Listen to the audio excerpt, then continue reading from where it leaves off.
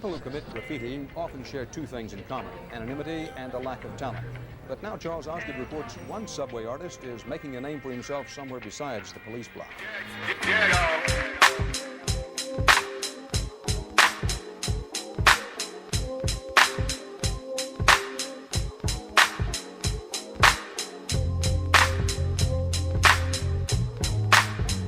Esse é Kate Harrigan, um artista cujas suas obras obrigam uma defesa social. Kate ficou no inconsciente coletivo das pessoas, principalmente aqueles que conviviam em Nova York, especificamente nos metrôs de Nova York. O ano é 1982. Harrigan estava determinada a dedicar a sua carreira à criação de uma arte verdadeiramente pública. Aqui na estação do metrô, Harrigan encontrou uma forma de se comunicar com o público. De forma quase natural, Kate começou a criar arte que fizesse que as pessoas parassem para conversar sobre aqueles diversos desenhos feitos de giz branco em painéis de papel preto perto das publicidades nas estações de metrô. Assim, nesse fluxo de imagens contínuas, fez de Kate Harrigan um artista reconhecido e logo sua arte tornou-se familiar na vida daquelas pessoas. Mas primeiro, vamos entender mais da mente de Kate Harrigan.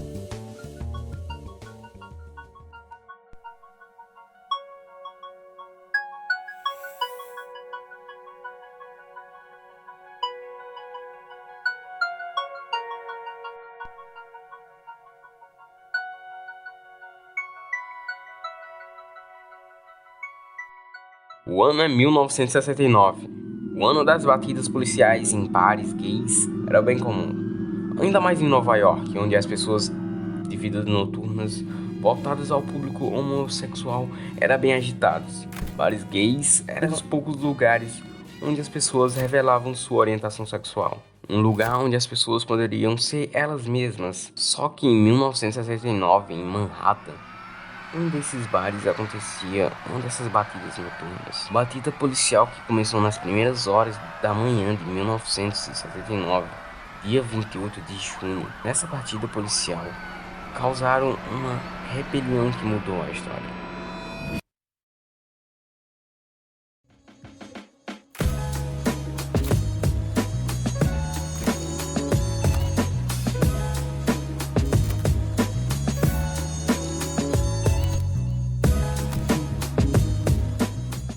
No mesmo ano, um garotinho de 10 anos que morava no subúrbio da Pensilvânia junto com seus pais conservadores. Sua paixão pela arte e desenhos começou na sua infância.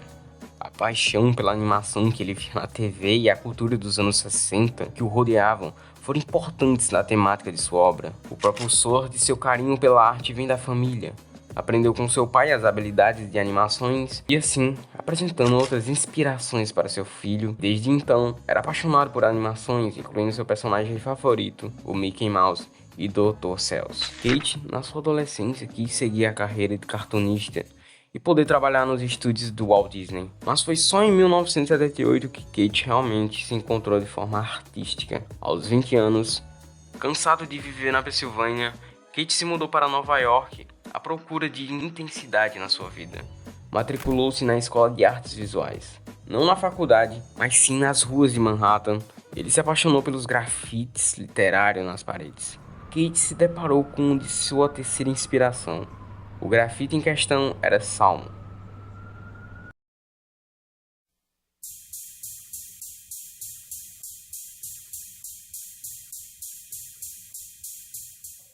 No começo dos anos 1978 a 80, a arte do grafite estava começando a ficar famosa. Um jovem de 17 anos começou a escrever em prédios de Manhattan.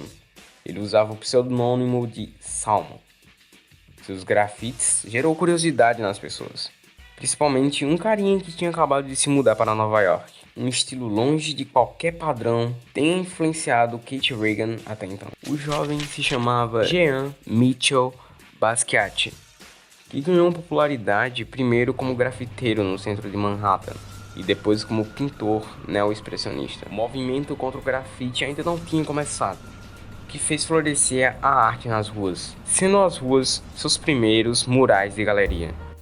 Em 1980, em um dia, Kate notou que os espaços publicitários em brancos do metrô estavam cobertos por um papel preto. Após comprar um pouco de giz, ele começou a rapidamente fazer seus desenhos. Isso se tornou uma obsessão diária. Kate andava de metrô e procurava lugares com espaço onde pudesse desenhar e depois partir no próximo trem. Esses desenhos, que no entanto eram ilegais, porém ele queria que seu trabalho fosse acessível a todos.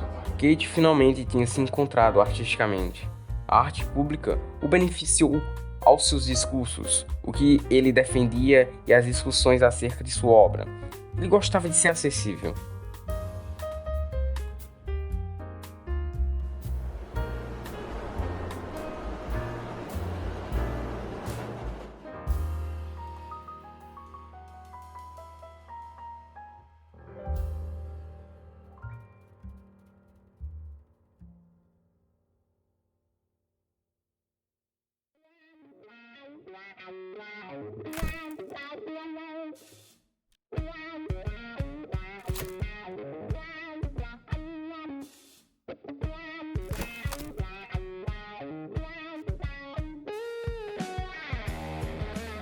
Os anos 80 nos Estados Unidos era a época de ouro para as músicas. A melhor fase veio o lema sexo, drogas e rock and roll. Essa frase que endossa o estilo de quem vivia a vida de forma hedonista. Em outras palavras, uma forma de viver a vida como tendo prazer de forma central em suas vidas. O termo sexo, drogas e rock and roll, frase popularizada pelo cantor britânico Ian Dury, a frase é o estilo de sua música que foi lançada em 1977. Sex and drugs and rock and roll. Essa frase é uma forma moderna de se dizer vinho, mulheres e música. Essa frase é uma figura de linguagem que dá ênfase usando apenas 3 palavras, que é usada para passar uma ideia. Realmente, essa frase sexo, drogas e rock and roll realmente era a ideia que cercava nos anos 60, 70 e 80. O uso de drogas recreativas dominava a indústria da música. As mortes de artistas musicais, relativamente como Jimi Hendrix, contribuíram para a cena da música como um estado místico onde estava todo mundo em um estado de alucinação o tempo todo. Contudo, veio a epidemia do crack e cocaína. Essas drogas dominavam os cenários dos anos 80. Boates, onde as pessoas iriam para escutar música e usar drogas. Kate vivia de forma hedonista. As drogas influenciam na sua arte.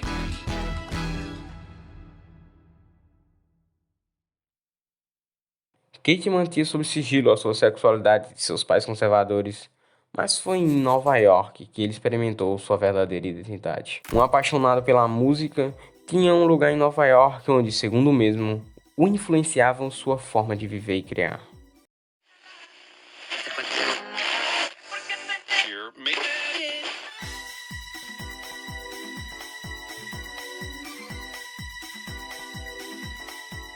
Essa discoteca é mencionada em seu trabalho. Onde quer que Kate estivesse trabalhando, seja na rua ou em seu estúdio, sempre havia música tocando. O trabalho de Harrigan incorpora os sons das ruas de Nova York e de clubes urbanos como Paradise Garage. Mas, como lá não era servida bebida alcoólica, muitos no clube usavam alucinógenos. Para Harrigan, as drogas, especificamente os alucinógenos, alimentaram e inspiravam seu trabalho. De fato, a arte de Kate, a sua arte é divertida. Tudo em torno que ele desenhava era meio psicodélico, pelos seus traços cartunísticos e figuras repetitivas com cores fortes, principalmente as figuras dançantes, que criavam um visual impactante, passando uma mensagem da vida que Kate gostava.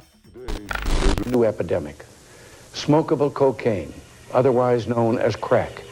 It is an explosively destructive and often lethal substance which is crushing its users. It is an uncontrolled fire.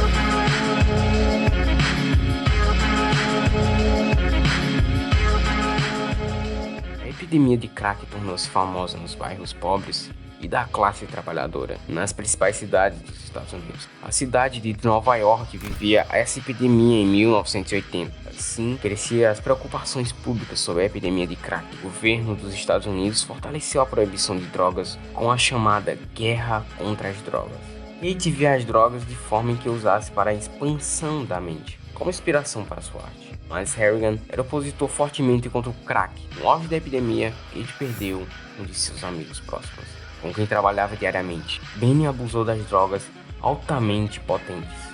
Ao tentar ajudar o seu amigo a superar o vício, Kate não conseguiu ajudar seu amigo Ben, que acabou morrendo. Ali cresceu uma frustração com a incapacidade do governo de conter a epidemia generalizada. Em homenagem a seu amigo, Kate criou um mural na parede de uma quadra de handebol. Ali nasceu Crack is Whack, que servia de alerta contra o uso de drogas. Ao concluir o seu mural, Kate foi preso pela polícia de Nova York. Mas alguns jornais e moradores demonstraram apoio a Kate e a seu mural anti-drogas. De repente, Harrigan virou um dos artistas mais reconhecidos e falados nos anos 80, e a sua arte era sempre mencionada. Andava com celebridades e em entrevistas na TV, vários convites de trabalhos irrecusáveis. Até que...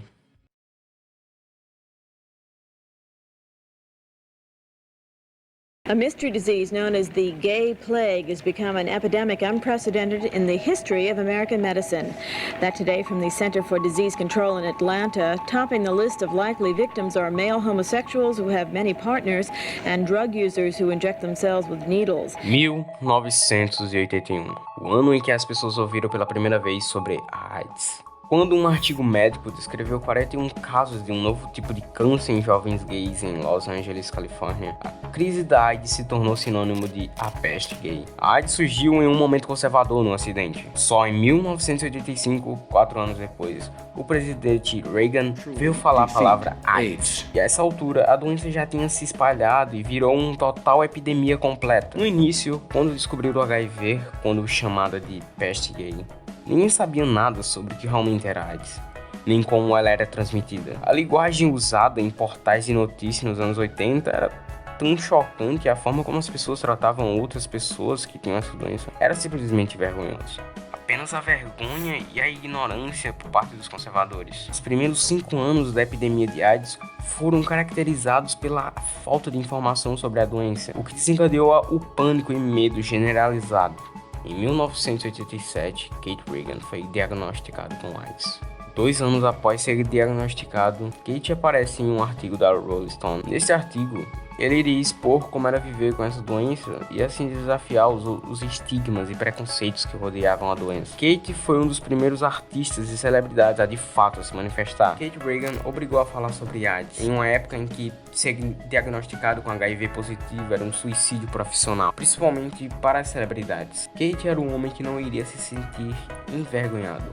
Pelo contrário, ele não iria se silenciar, ele iria se manifestar contra o estigma e o preconceito associado à doença. Assim, recebeu várias afirmações positivas e negativas ao falar sobre a doença, mas também foi rejeitado por muitos conhecidos e amigos, especialmente no mundo das celebridades, onde pareceu que da noite para o dia os convites não eram mais como antes. Mesmo assim, Kate usou mais uma vez a sua arte de forma ativista para espalhar a informação e quebrar o silêncio, desenhando e trabalhando o máximo que puder, mesmo doente. Sua obra Silêncio Igual Morte é a sua arte mais famosa para conscientização e ativismo sobre a AIDS. Os personagens do Triângulo representam todas as pessoas com HIV positivo que se sentiram silenciadas e excluídas da sociedade por causa da doença. O Triângulo Rosa, no qual os personagens estão inseridos, contribui para a mensagem de opressão. Essa forma geométrica servia para reconhecer os homossexuais no campo de concentração na Segunda Guerra Mundial. Outra obra sua que aumentou a conscientização sobre a AIDS foi o slogan intitulado de Ignorância Igual Medo, Silêncio Igual Morte. De repente, esses slogans eram vistos em todos a Nova York. Esse slogan foi mudando a percepção das pessoas sobre a AIDS. A obra apresenta 3 figuras em amarelo com contornos pretos em um fundo laranja, à semelhança das figuras da peça anterior. Cada uma delas tem os olhos, a boca ou os ouvidos tampados. Eles também trazem um X rosa no peito, simbolizando a realidade da AIDS. Os números representam indivíduos afetados pela doença que não conseguem expressar suas preocupações e foram sufocados pelas expectativas da sociedade. Não ouça o mal, não veja o mal, não fale o mal. A arte é coroada com a frase ignorância igual medo na parte superior, enquanto a parte inferior diz silêncio igual morte. Kate acreditava nisso, que a arte foi feita para as pessoas, não algo exclusivo para a elite e assim as pessoas comuns. Ele usava para espalhar algo que ele acreditava e como ele construiu o papel do artista moderno. Kate seguiu seu coração e apoiou pessoas que não eram ouvidas. Juntou-se ao movimento internacional anti-apartheid contra o poder opressivo da base racial do governo sul-africano. Kate, em seu auge, resolveu ajudar, muitas vezes para instituições de caridade, hospitais, creches e orfanatos. A arte mudou o cenário de como as coisas estavam se caminhando. Em 1989, um ano antes de morrer, criou a fundação onde ajuda jovens necessitados e pessoas que contraíam HIV. Em fevereiro de 1990, Kate estava gravemente doente por conta de sua doença, que nessa altura estava em estado avançado. Em um documentário lançado em 1990, Kate dá sua última entrevista. Ele fala sobre como a AIDS afetou sua vida e como foi perder seus amigos. E como mudou o cenário de sua vida. Ele estava em uma clínica, recebendo cuidados 24 horas por dia. E em uma manhã chegou uma carta para Kate da Disney, dizendo que adoraria um trabalho dele. Queria que ele fizesse um projeto de um de seus personagens mais conhecidos, Mickey Mouse. Ele passou sua infância e adolescência sonhando com isso. Kate não acreditou que pudesse ser real. Kate achava que era uma mentira de um de seus amigos para ele se sentir bem. Quando Kate se deu conta que era genuinamente a proposta, já era tarde. Kate morreu em 16 de fevereiro de 1990, aos 32 anos de idade. Foi assim que Kate perdeu a chance de dar um novo significado a Mickey Mouse. Kate passou a sua vida lutando por aquilo que ele acreditava. Ele acreditava que a arte era para tudo. O verdadeiro significado da arte Kate não está realmente na sua política ou simbologia. O verdadeiro significado da arte de Kate reside na sua construção do papel do artista, declarando as suas ambições e a sua vontade de usar a arte de forma que se conecta com as pessoas e assim incorporando um propósito maior. Esse foi o objetivo da arte de Kate Reagan.